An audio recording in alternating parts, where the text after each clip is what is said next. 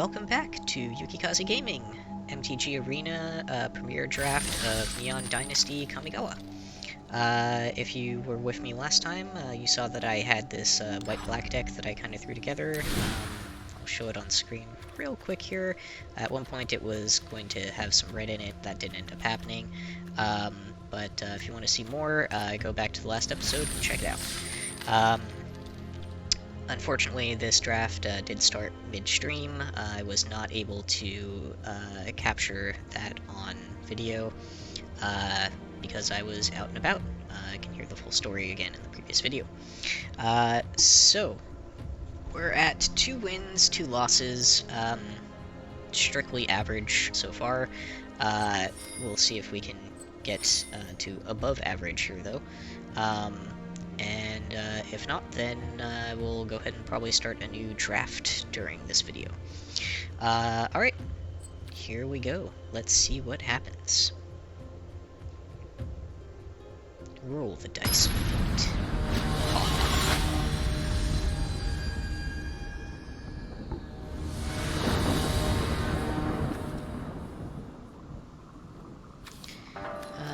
Okay, so we've got a pretty good mix here. We've got some early drops, we've got some really good removal.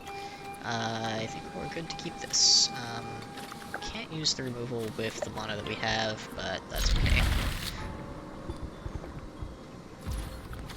We can at least drop 2 creatures using, well, 3 creatures using what we have, so good enough. Start with planes, just because. And hey, there's that other swamp that we need. And 2 drop. If you weren't with me last time, this is kind of a low end of mid-range aggro deck-ish thing. Relies on some removal. Okay, it's a pumper.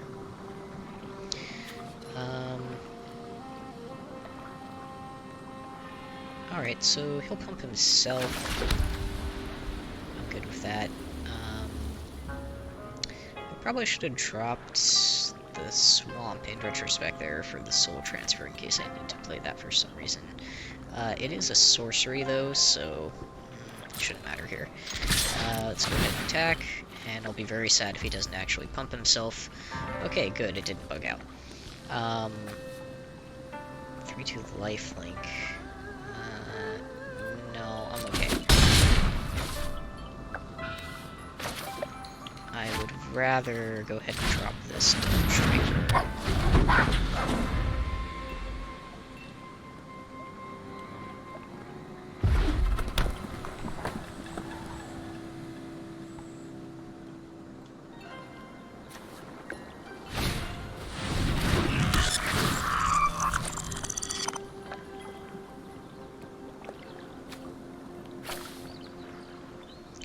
This deck does also have a little bit of recursion.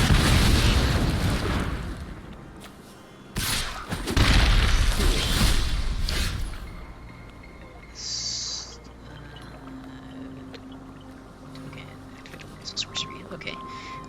Comes Flare deals 3 damage to target creature or planeswalker. Control modified creature. Okay. Alright, this time we'll drop that.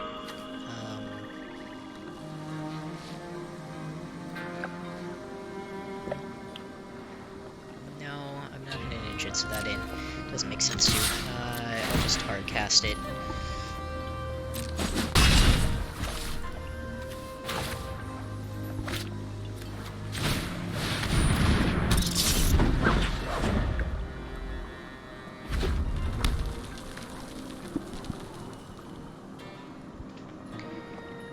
So my board's looking a lot more threatening than theirs is right now, but they haven't cast anything at this turn, so.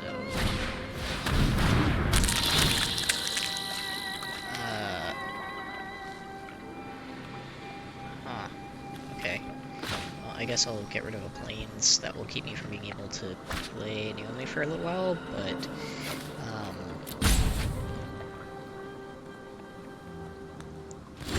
there's a lot more planes in my deck than there are Naomis, so there we go.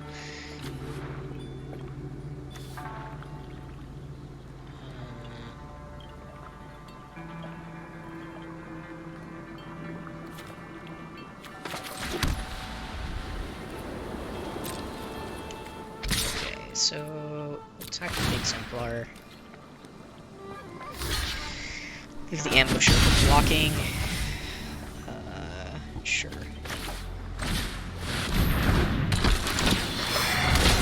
think that I was leaving it for blocking. I'm pretty cool with just killing their creature.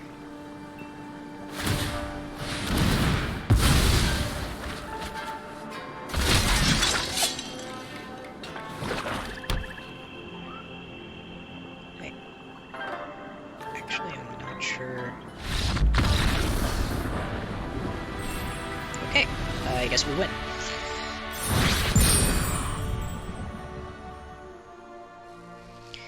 Yeah, so never underestimate the value of aggression, or aggro decks, in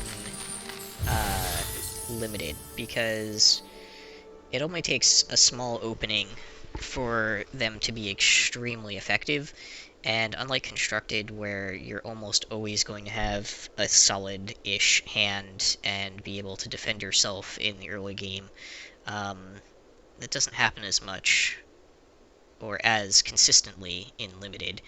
And in Limited, you see a lot of people try to run kind of, well, you often see that it's not as viable of a strategy to run control. But that does depend on the block. That does vary a little bit. Sometimes you get a weird Limited format where something like Hadron Crab or something like that is out there, and you've got these weird control mill decks or something like that in Limited play. But more often than not, control is not as consistent of a victor in this format. Not always the case again, it really depends, and sometimes you do see people get these really strong control decks just because they were the only one that was drafting control, so it depends a lot on your draft pod as well. Alright, let's see if we can get another win or two in here. If I can get 2 more wins with this deck, I'll be more than content, given that I had such a rocky start.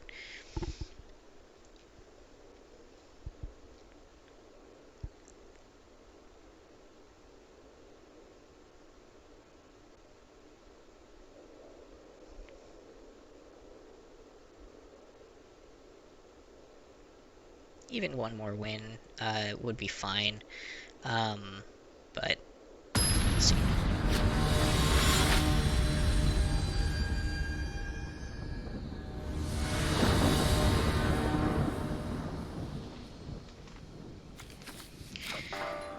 Oh, okay, this is a little bit tougher. I do have both colors, but I only have 2 land, which is a little bit tenuous. I can't cast anything either at the start, but I do have 3 3-drops.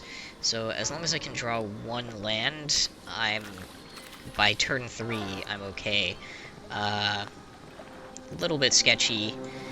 If this were, like, competitive, I'm not sure if this would be the right play, but here we go.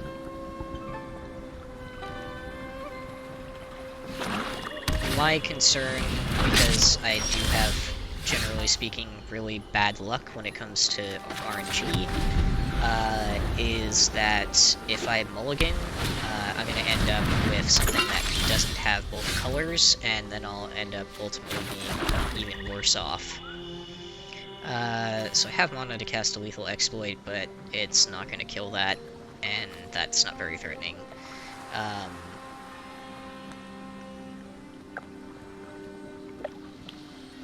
That's marginally annoying, but not that great. Just pass a turn. So, looks like this person is trying to probably play some kind of control. Black-blue is usually control. Basically card. And they're showing me a lot of control-oriented cards already. We've got creatures with low attack, high toughness, meant to kind of just delay me. We've got, you know, a removal that sits on the board until they're ready to use it. We've got this terrarium thing,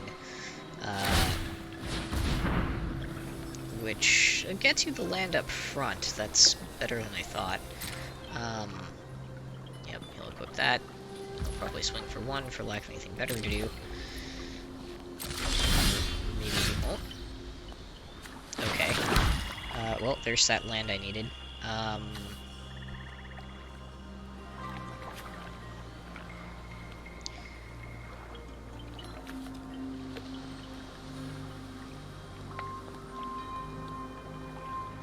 Let's see if I can force him to get rid of the Blade Blesser with the Kunai.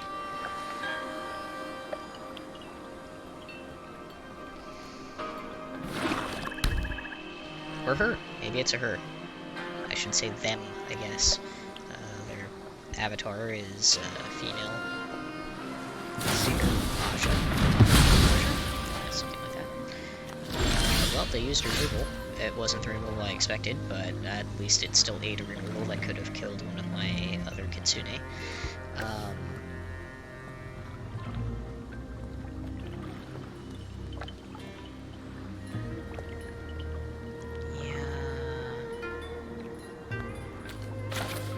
Let's go ahead and cast one of them. I do have two of them, so it's not the worst thing. He eats it.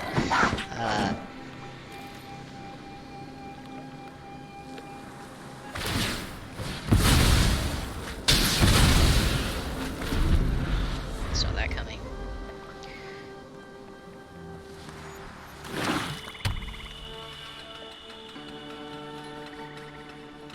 So the weird thing is they're just kind of delaying me here, but they're not really gaining an advantage other than whatever they're getting out of the delay itself.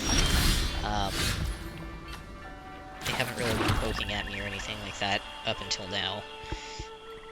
In fact, they missed an opportunity to attack earlier for no apparent reason, which, I mean, they were tapped out even. It's not like they could have used the kunai.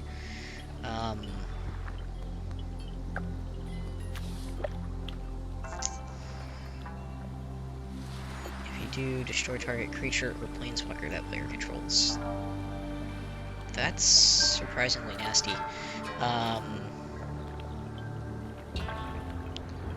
Okay. Well, let's see what they do when they drop another one of these. At the very least, it can keep the silencer off of me for a turn. Hopefully.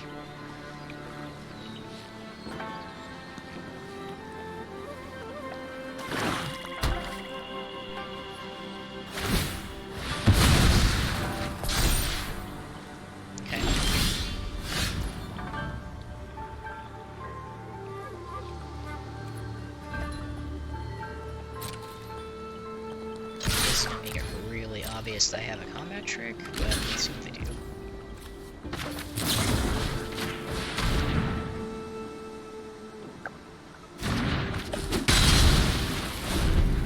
That's fine. I had to get that off the field.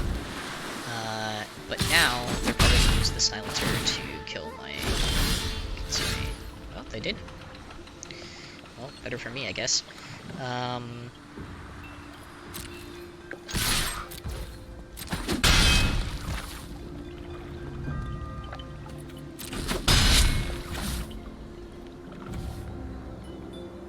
I could have done the... Wow, that's interesting. I will have to remember that for the future. Can do the first strike damage, and then ninjutsu. That's pretty cool. That makes double strike even better in this set. Alright, so now I've got something that can block the silencer safely. Where that happens, sure. And I'll drop my patrol.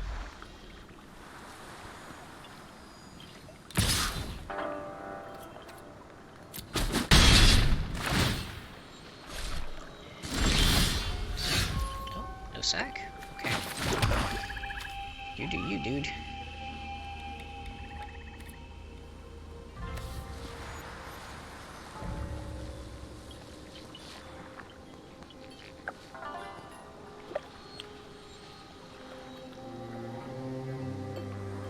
Okay.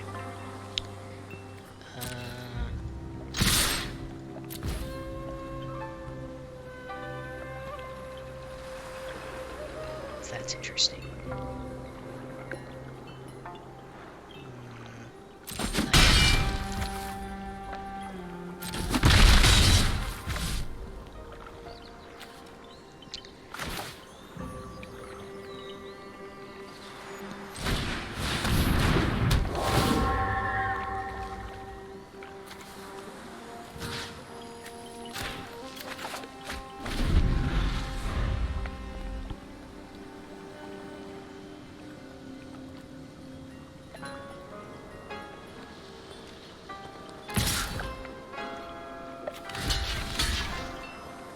I'm okay with blocking that. Happy to make that trade.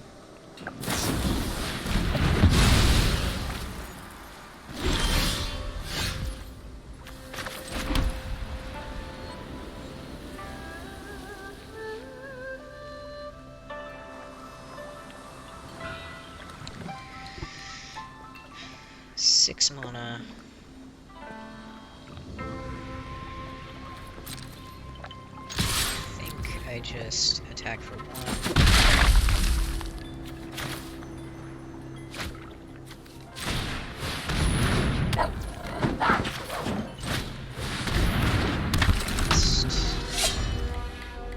I don't think I have any enchantments. I don't.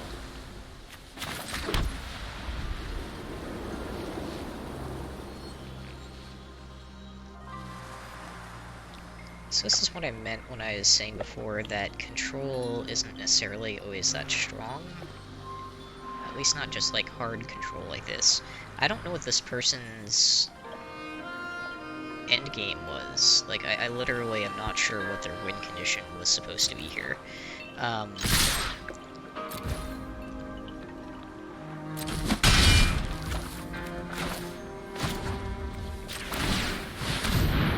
I'm gonna ninjutsu that. Let's see if that's a win. And it was. I don't know what they had in their hand, but they probably should have discarded it to their creature's effect to kill my creature a while back there. I strongly suspect it was just a land, because they were not doing anything. Alright, well, we're in the safe zone now. Even if I do lose at this point, it's really only a marginal loss of entry fee. And I gained some gold and stuff in the process, and a few packs. I don't really play Constructed, generally speaking, but, you know, now that I'm streaming, maybe I'll do that a little bit too. It would be fun, or it is fun sometimes, to go through an exercise where I just kind of whip together a Constructed deck for Type 2, or, well, I'm not sure, Standard, I guess, is what you call it these days. Just to see how far I can get with, you know, kind of kitchen table style, whatever I've managed to pull from drafts and have laying around. And then, you know, at some point, maybe I'll throw together one of the meta decks and learn how that functions as well. I don't usually go too deep into that kind of thing. Sometimes here and there, but, yep. Wow, the matchmaking is really fast tonight. Maybe because of the date it is? I don't really know. Alright, Ancestral Katana with the Exemplar and Light Paws. Yeah, this is definitely a playable hand, so I'm gonna keep it for sure.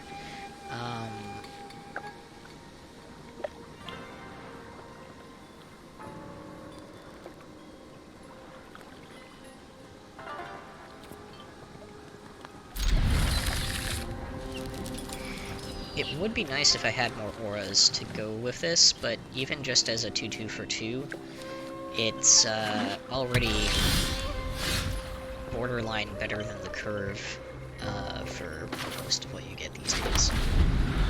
What is this?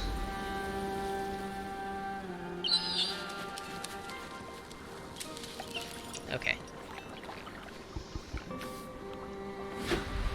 So it's not exactly...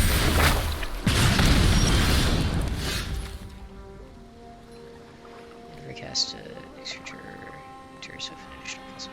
Okay. And turn it transformed. Becomes a 2-2 haste. Okay. Sorry, a little bit of hiccups there.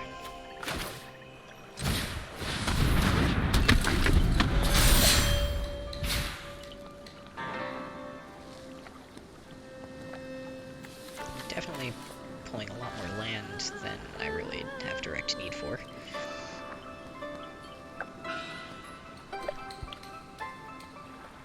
Farfiganu. Makes me think of Farfignugan. So, is he gonna drop a land? Play a creature? This really wants to be playing a creature this turn.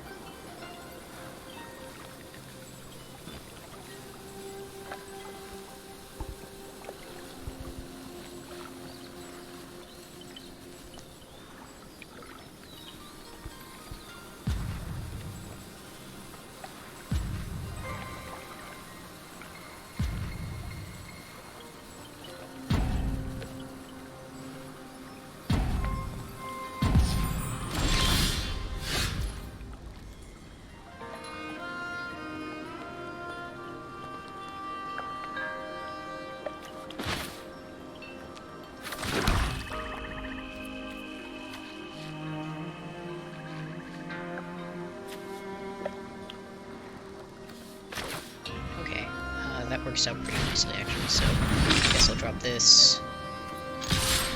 Attack. Attacks alone. This procs. Auto pay, sure. Equipped.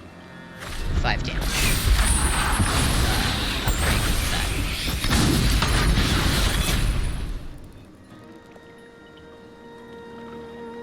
Alright, you gonna swing at me for 2 haste?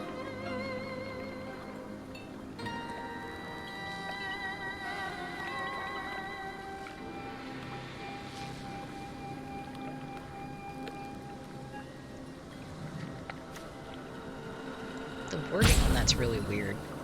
Normally it would not say this turn.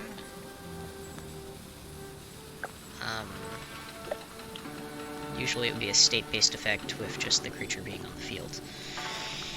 But, whatever. He seems to be stuck at 2 land, and I don't think that's working out very well for him. They seem to. Icon this time.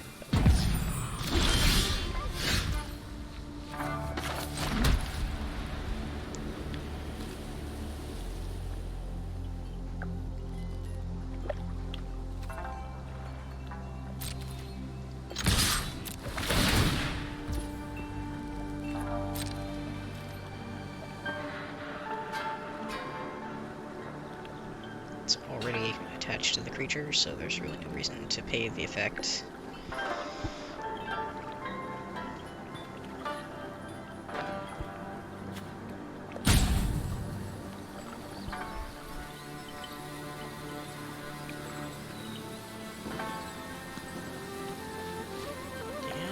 I see you have to make some tough calls there. You know, do you sacrifice your only board position in hopes that maybe you'll get some land so that you can stabilize and recover? Against 5 damage incoming, I mean, I only need to hit him 3 times. So, that's a pretty tough clock. And there's the surrender. Always feels a little unsporting when that kind of thing happens, but then again, it's the exact kind of thing that I'm trying to exploit with a faster deck, so...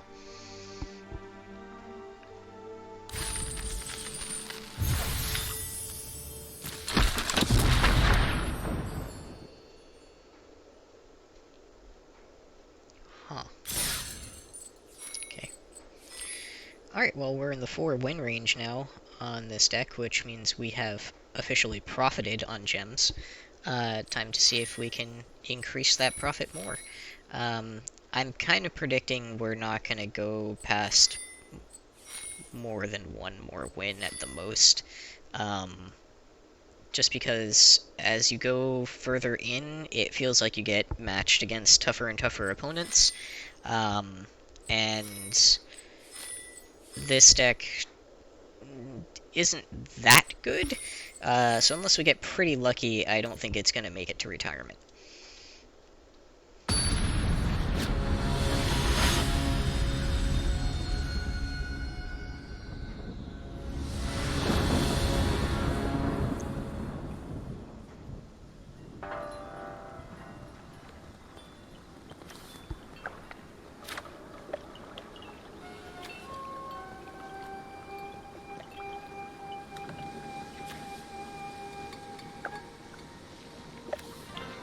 Some of these cards are kind of in here half because I'm experimenting with them. But I mean, like, this is a pretty good combo right there. It's a mini combo, but it's still a pretty good combo. Yeah, I'll keep. Plenty of options in the land department. I would like to see more low drops, but worst case, 3-2 Vigilance and a combat trick is not terrible.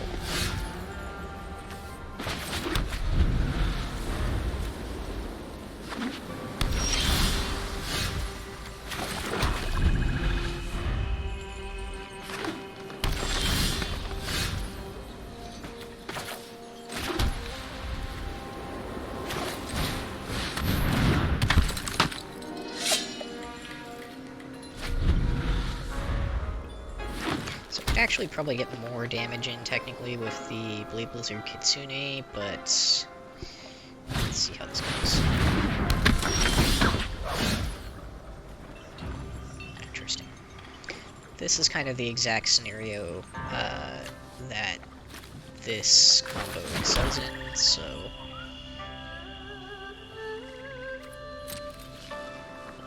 these tapped out. I mean, they're almost definitely gonna block.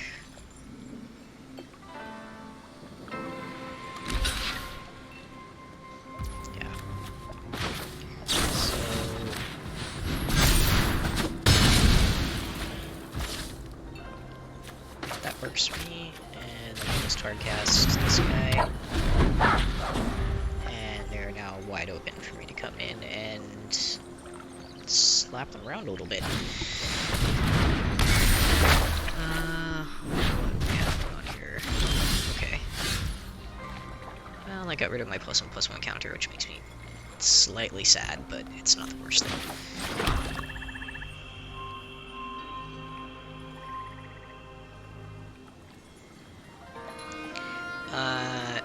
They're not gonna like this. So we're gonna attack and use the trick we figured out last time. 2 damage from first strike. Ninjutsu.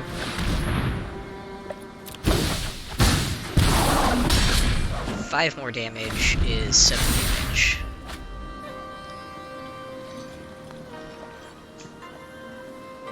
And then if I draw another land next turn, I can hard cast 2 creatures, both of which they... Oh, actually, I don't even need to draw a land. I have a swamp in hand.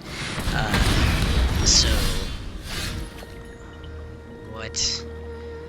Crew 3. I think that's going to be too slow for it to matter for them. And I can always repel the Vial in the worst case. Artifact card... Breakthrough. That's weird. Alright. 5 damage to the face? Cool.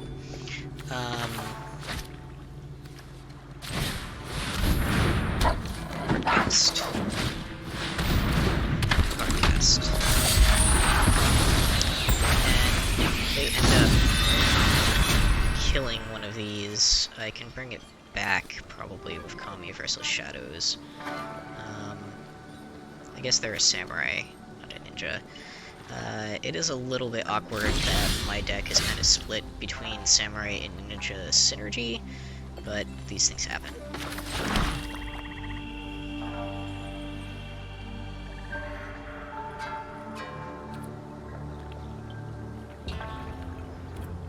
Okay, so I'm going to swing in. They're probably going to activate the Futurist Sentinel as a blocker, and at that point I repel the vial to destroy it.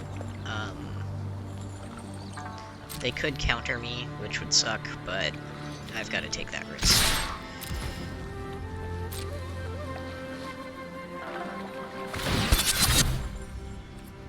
Yep.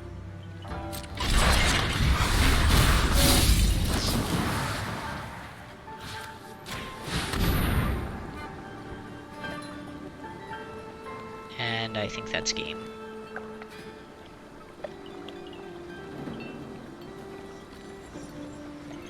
Unless they've got a counter or somewhere. Okay. Still 7 damage coming in on them.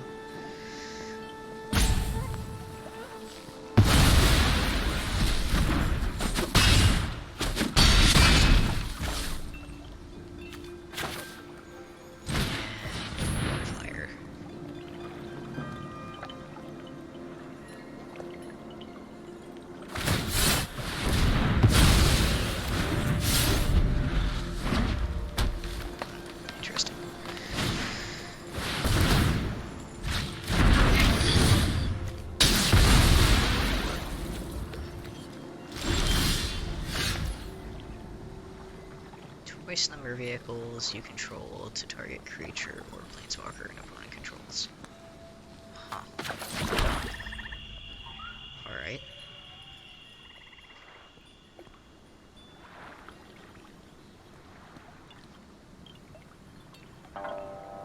Okay, so it's probably gonna end up being Shadow Walker against Mech. They'll trade.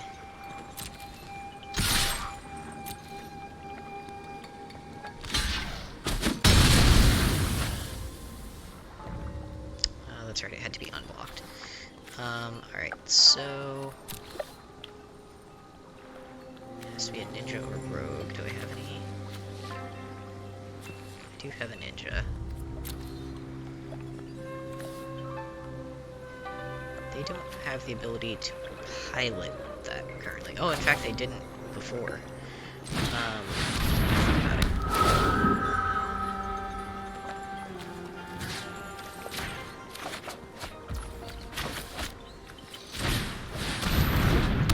And me having 2 creatures on the battlefield is pretty bad for them at the moment.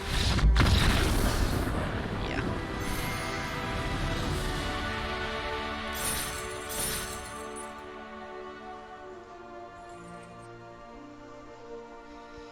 So they did have a few tricks up their sleeve, but it didn't really get them anywhere. And that's kind of, again, when I was saying that control doesn't really always pan out in draft or limited, that's kind of what I was talking about. Again, sometimes it is very, very strong, but a lot of times control just can't keep up with aggro in these formats.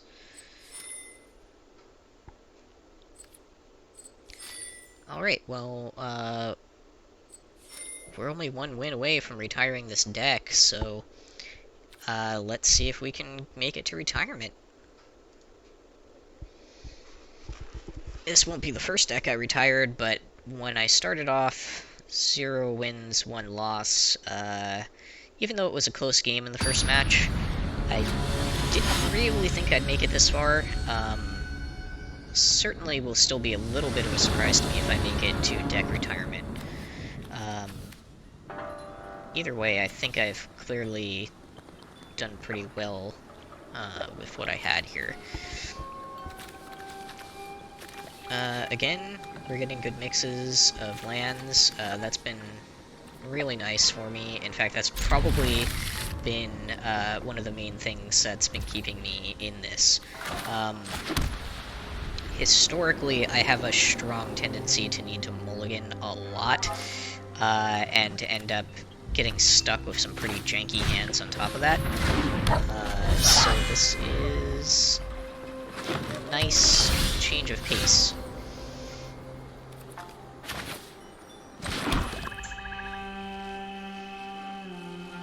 Now, I don't know that I want to use Light the Way on this. It's early to be dropping that combat trick, and I may eventually need to bounce it back to my hand or something, so...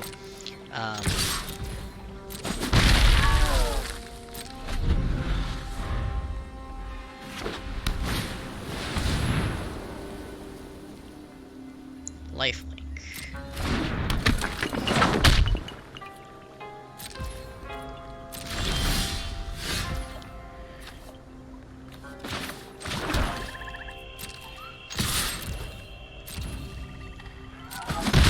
Put that one damage in, and drop the Blade Blesser. Now, I'm actually okay trading the Blade Blesser for the Naturalist. I'd rather get rid of that.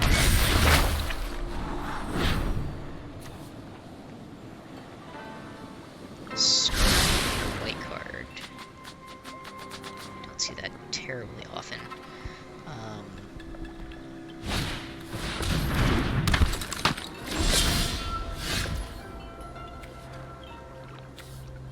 That's another thing, these sagas kind of slow down a lot of decks.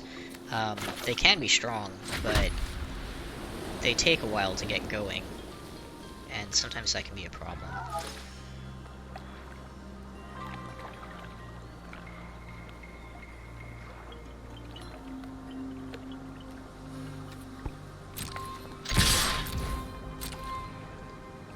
Let's see what it does.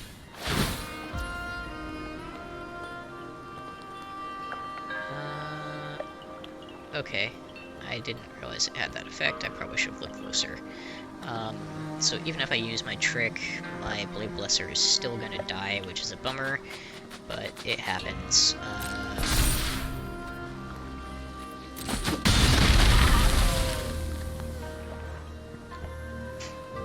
At least I've got some stuff that I can play next turn. Having a 4/4 Vigilance on the field, for instance, pretty good. It's an enchantment creature on top of that, which has synergy with Naomi, potentially. So...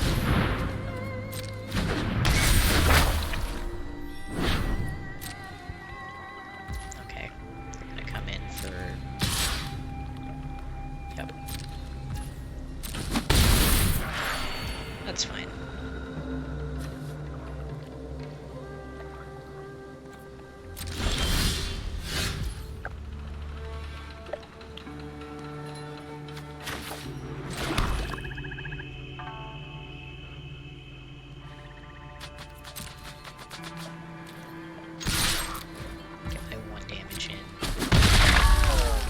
Close to their starting life total. Drop my Vigilance creature. Be careful not to accidentally channel it. I don't think you're going to have to like counter stuff.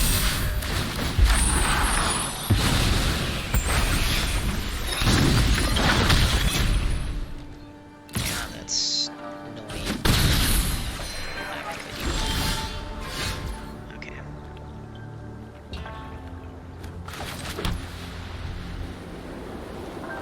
So, the question is, do I save this to get rid of that 2/4 Moth that's going to come down the way? I think I do. Their current creatures aren't enough of a threat that I need to forcibly kill them.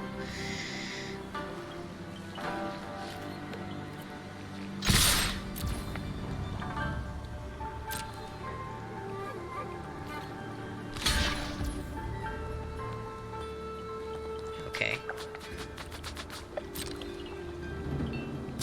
Arcane.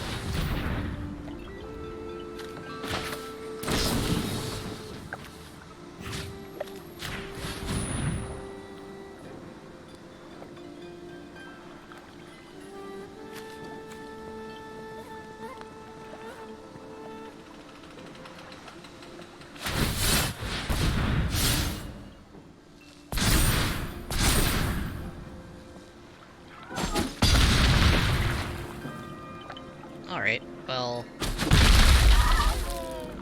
that happened. I did make them use a lot of tricks there, though.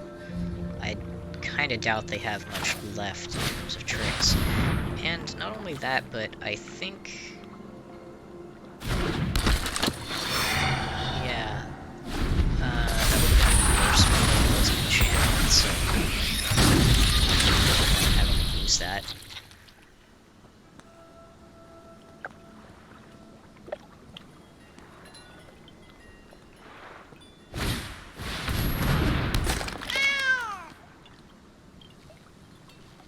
Exile target card from a graveyard if it is a permanent card, put a +1/+1 Lion Sash.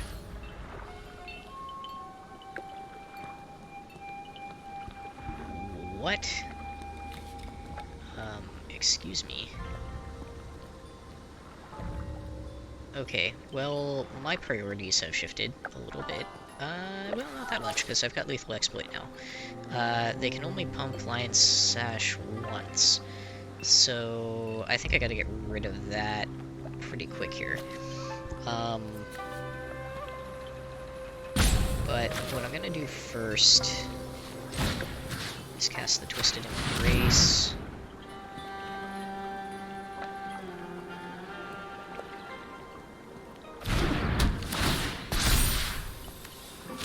And we'll get rid of that Moth, because that's pretty annoying.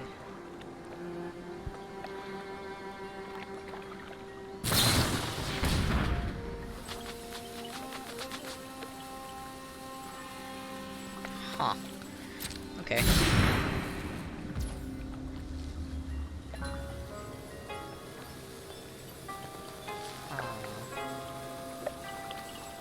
Modified.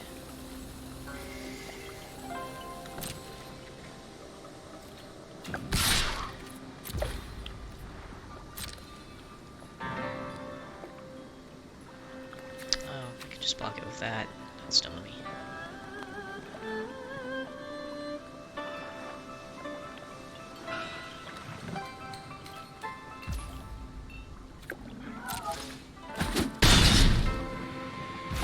Intriguing. Okay.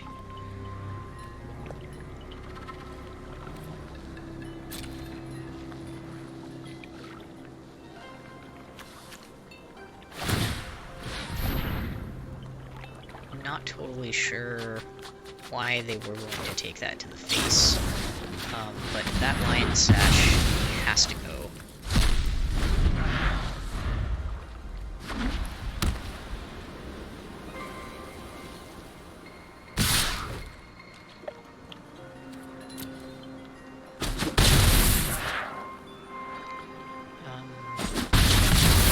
I guess they're in a better position than I am life total-wise, so there's that. But unlike them, I have the ability to tap down a creature, and that's gonna buy me some time.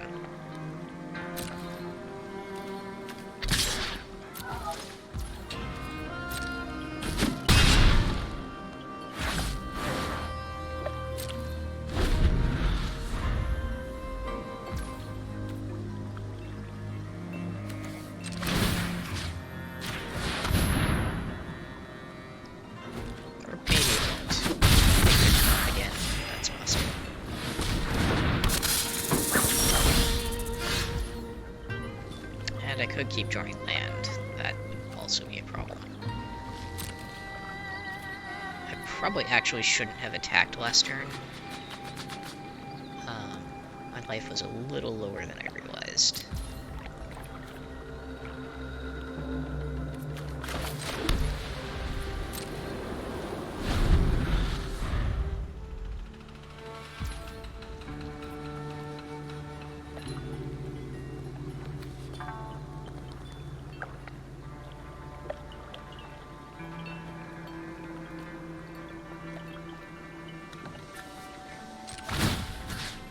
So I actually have to tap that down, or they have lethal.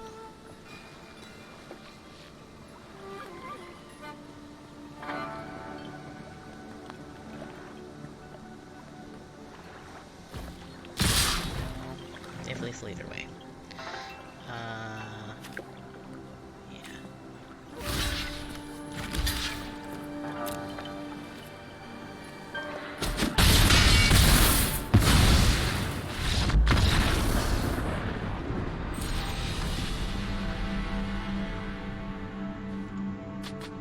Okay, well, not too bad, all things considered.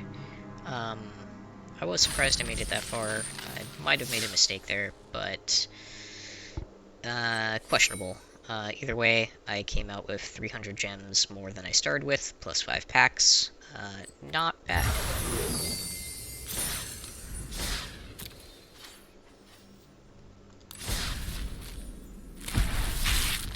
Let's see what we pulled, just for fun.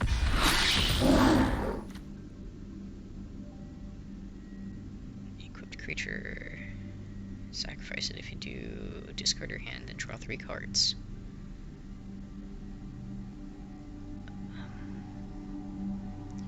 It's a 2/2 for 2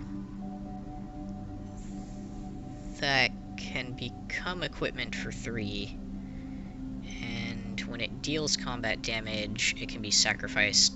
When it or the equipped creature deals combat damage, it can be sacrificed to draw up to 3 cards. That's quite good, really. With red, you're usually going to have, like, nothing in hand, and it's frequently valuable even to just... I mean, there's entire cards in red based around discarding a card to draw a card. So even if you had 3 cards in hand, that might still be beneficial depending on the deck. And 2/2 for 2 is already decent.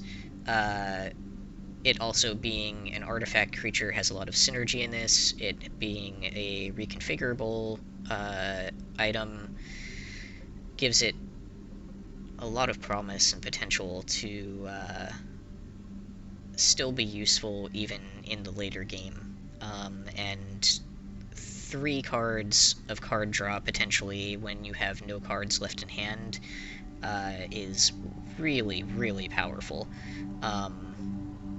Especially for a total cost of basically 2 mana. Maybe 5 mana if you had to do the reconfigure cost as well.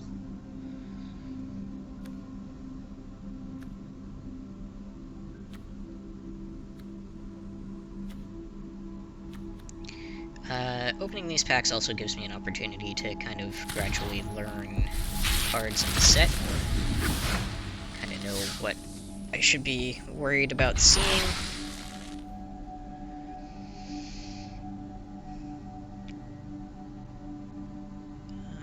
Look at the top 3 cards of your library. Exile one of them face down with a hatching counter on it, then put the rest on the bottom of your library in any order. Exile the saga, then return it to the battlefield transformed under your control. That's standard stuff. So with turn 1 and 2, you gain 2 life. Look at the top 3 cards. Exile with a hatching counter.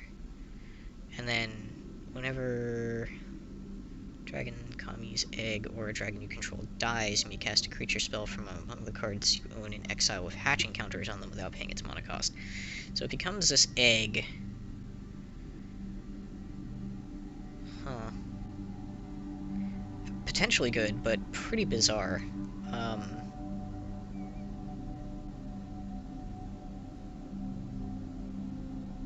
Yeah. I could see it being powerful, but you could also end up doing nothing with it.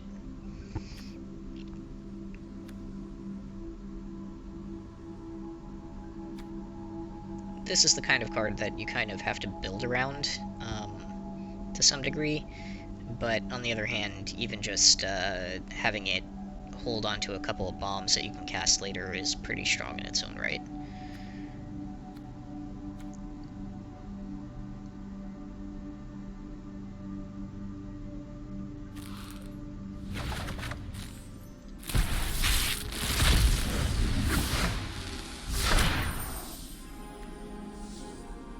Okay, the Oni Cult Anvil, we saw that once before. It's strange. It's surprisingly powerful for a uncommon, but I would be a lot more worried about this card if it weren't limited. Not the format, but limited in the fact that the effect trigger is only once each turn.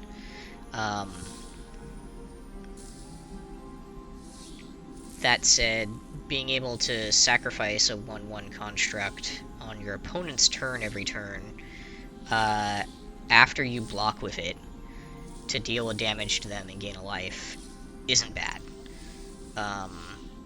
My opponent sacrificed this to themselves, which was kind of weird. Not really the ideal use, I don't think. Hidetsugu, Devouring Chaos. So Hidetsugu, I remember from the books. This is definitely a recurring character that's come back in Kamigawa, lore-wise, which makes sense because it's a demon. They tend to stick around, particularly the named legendary ones. So, sacrifice a creature to scry 2, exile the top card of your library, play that card this turn. When you exile a non-land card this way, it deals damage equal to the exiled card's mana value to any target.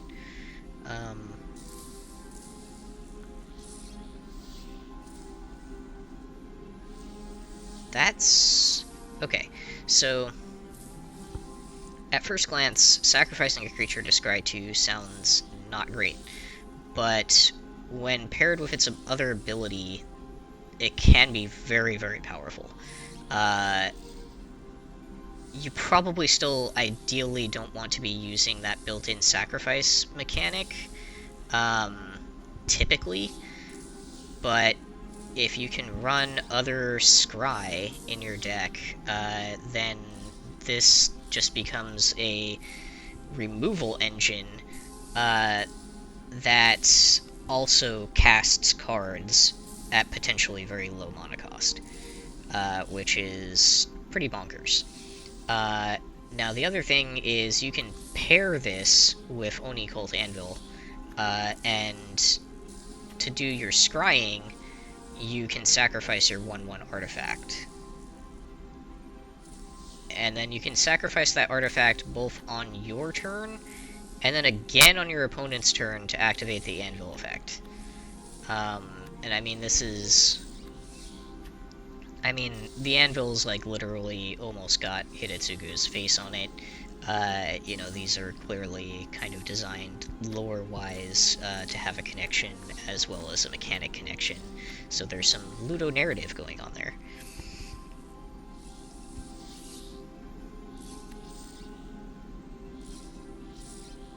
Just taking a quick look at the other cards here. The Ancestral Katana definitely came through for me.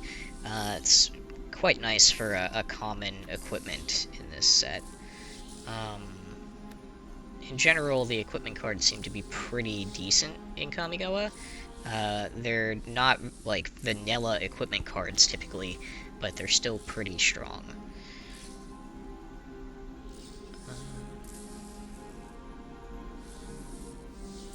Well, it's pretty expensive, but in the right deck that could be useful.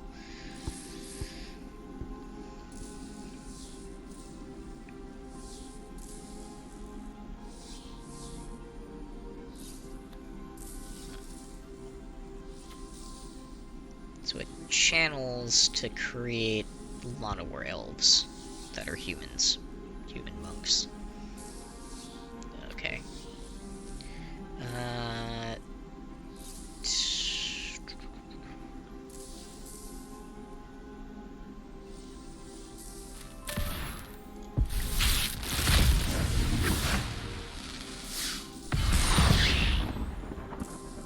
Alright, random mythic. Cool.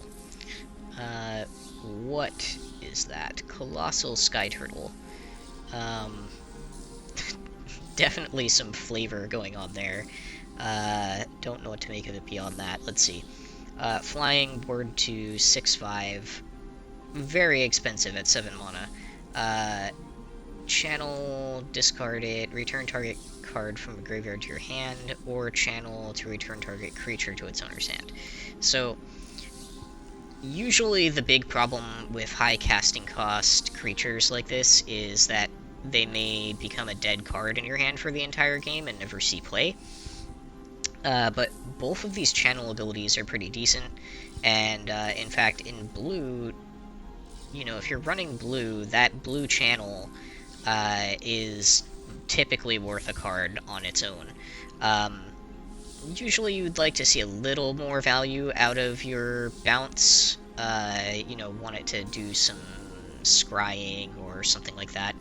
But given that it's an effect on this creature, that could also be a massive flying bomb that's hard to get rid of, you know, it's still pretty valuable. And the graveyard recursion effect on the green side means that you could bring back a different threat that was already answered instead of playing your turtle. Especially if you're slow getting to that mana supply. So this has some potential. I can definitely see that seeing play, especially in limited. If you're in blue-green, you're probably going to be running it if you draft it. And even if you're just in blue, you might run it as a trick.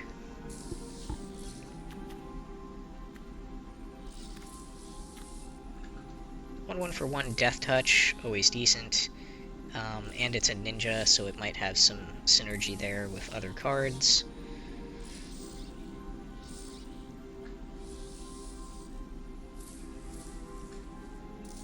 I feel like this isn't that strong because the opponent gets to choose what creature they exile. Or enchantment thereof, and there's no effect that can bind the two effects. If there was some way that you could get both out of this, then it would probably have more value. Well, I mean, obviously it would have more value, but I feel like that would be a more competitive card. Boseiju, who endures. Legendary land. Makes a green. Okay. Discard Boseiju, who endures. Destroy target artifact, enchantment, or non-basic land an opponent controls.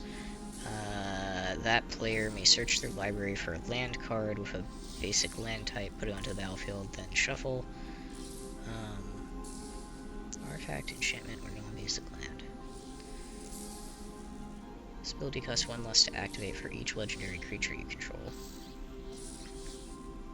Okay, so potentially for 1 green, you can discard it to destroy something.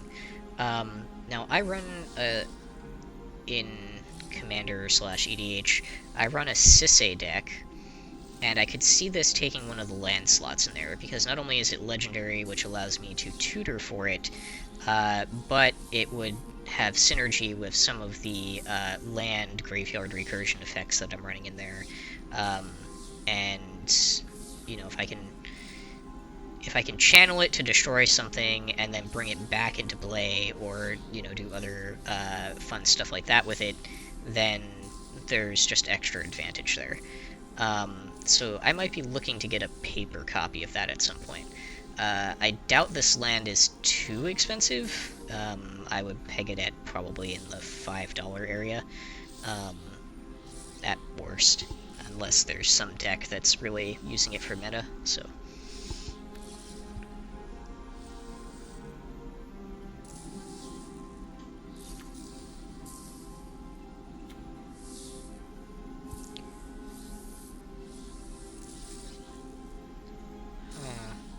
Not so sure about that. I mean, it is still a 2/2 for 3, which isn't that great, and it's an artifact. There's cases where you might run that.